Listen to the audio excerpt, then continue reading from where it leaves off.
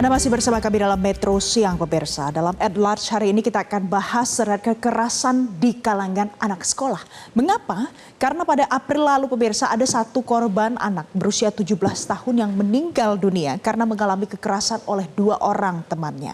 Ini terjadi di Bandung pemirsa dan sempat pula dilakukan ekshumasi di TPU Cigaringsing tanggal 16 bulan 5. Dan pelaku ini ada dua orang usianya 17 dan juga 15 tahun sedangkan korbannya berusia 17 tahun. Dan ini terjadi di Ujung Berung di Bandung. Bagaimana ini bisa terjadi dan mengapa bisa menimbulkan kematian? Ternyata dari hasil penyelidikannya ada temuan pukulan benda tumpul di bagian kepala belakang dan diduga ini dilakukan dengan tongkat. Masalahnya pemirsa kita tahu sepanjang 2024 ini sudah ada banyak kasus kekerasan pada anak apalagi di lingkungan sekolah yang terjadi. Sebenarnya tidak hanya di 2024 saja. Di Indonesia kasus kekerasan pada anak terjadi berulang kali dan kita masih temukan kasusnya sampai dengan hari ini. Kita lihat pemirsa, kasus kekerasan anak di Indonesia kalau ini adalah data dari Kementerian PPPA per 20 Januari 2024 tidak dituliskan sejak kapan data ini dikumpulkan tapi angkanya miris. Karena kalau kita lihat untuk kekerasan di lingkungan SMA atau SMK itu angkanya sampai dengan 342 korban.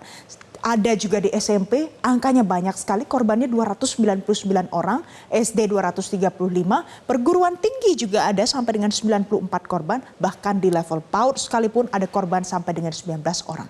Tapi ini adalah yang terdata oleh Kementerian PPPA. Kemudian bagaimana yang mengadu atau yang mau mengadukan ke KPAI. Kita lihat pemirsa, data selanjutnya di aduan yang diterima KPAI aja. Di tahun 2024 ada 141 kasus yang kemudian diadukan ke KPAI. Nah, dari 141 kasus berarti sejak bulan Januari sampai dengan bulan April, Mei, ini angkanya 35% terjadi di lingkungan sekolah atau di satuan pendidikan. Jadi angkanya cukup banyak pemirsa. Kita lihat ada beberapa contoh kasus yang merupakan kekerasan pada anak terjadi di Indonesia dalam beberapa waktu terakhir ini. Nah, ini ada beberapa yang kemudian kita masih ingat kasusnya karena ramai diperbincangkan di media sosial. Yang pertama di bulan September 2023 ada siswa SD di Gresik yang pada saat itu matanya dicolok oleh temannya karena tidak mau memberikan uang yang diminta oleh temannya. Di Juli 2023 sampai Januari 2024 dalam kurun waktu sekian bulan ada kasus seorang siswa TK di Tangerang Selatan yang ternyata mengalami perundungan di sekolahnya. Ini adalah siswa TK dan kemudian dipukuli sesama temannya di sekolah. Akhirnya melapor ke pihak kepolisian. Kemudian saya ajak lagi kita ingat di bulan Maret 2024 ini ada satu perundungan di SMPN Balikpapan yang ternyata dipicu karena ada sebuah kiriman konten asusila di kalangan pertemanan di sekolah.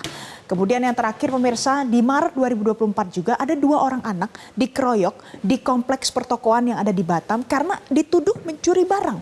Jadi pemirsa ini dari rentetan kasus ini kita lihat ini terjadi di banyak daerah yang ada di Indonesia. Dan terjadi dari kalangan TK sampai dengan SMP, SMA, SMK bahkan ada yang terjadi di perguruan tinggi. Ada banyak kasus lainnya. Nah kemudian kita lihat lagi sejauh ini kalau kita analisa bagaimana mengapa ini bisa terjadi, saya kutip pernyataan yang disampaikan oleh psikolog pendidikan anak Bernadette Sindileo yang mengatakan begini, ada beberapa penyebab mungkin bisa terjadi bahan tontonan dari media sosial atau televisi, kemudian karena faktor belajar dari lingkungan sekitar berarti ada lingkungan keluarga dan juga di lingkungan sekolah. Kemudian juga ada kurangnya pengawasan dan pemahaman anak, jadi kurangnya bimbingan yang diberikan dari orang-orang dewasa yang ada di sekitarnya. Nah kalau kita lihat ini ada beberapa kasus yang bahkan terjadinya di sekolah. Saya kutip juga pernyataan dari Presiden Joko Widodo pemirsa. Presiden Joko Widodo, kita lihat di slide selanjutnya, di Kongres ke-23 PGRI di tanggal 2 bulan 3 2024 mengatakan begini, utamakan pencegahan, utamakan hak-hak anak kita utamanya para korban. Jangan sampai kasus bullying ditutup-tutupi. Biasanya kasus bullying ini ditutup-tutupi untuk melindungi nama baik sekolah. Saya kira yang baik adalah menyelesaikan dan memperbaiki. Jadi dari beberapa kasus yang ada kita belajar biasanya penyelidikannya butuh waktu yang lama padahal ada korban apalagi kalau ada korban jiwa. Nah dari rentetan kasus kekerasan ini sudah bisa menjadi pembelajaran untuk pihak kepolisian, kemudian pihak sekolah, orang tua dan masyarakat di sekitar anak-anak, jangan sampai kekerasan anak terus terjadi di Indonesia ini. Dan usai jeda pemirsa, kita akan ulas lagi seputar kasus pelajar SMP yang berinisial R meninggal dunia karena dianiaya oleh 2 orang teman. Jelajahi cara baru mendapatkan informasi. Download Metro TV Extend sekarang.